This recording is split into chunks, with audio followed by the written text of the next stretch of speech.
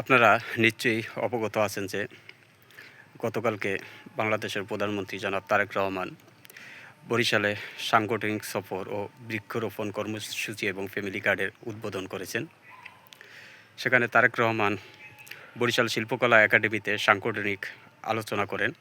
সেই সাংগঠনিক আলোচনায় তিনি বিশেষভাবে উল্লেখ করেন যারা নব্য বিএনপি এবং গুপ্ত অবস্থায় বিএনপি দলের সাথে যারা যুক্ত আছে এবং যারা বিগত দিনে থেকে নেতাকর্মীদেরকে পিছনে ফেলে সামনের দিকে স্থান নিয়েছে তাদেরকে কোনো রকম সুযোগ না দেওয়ার জন্য।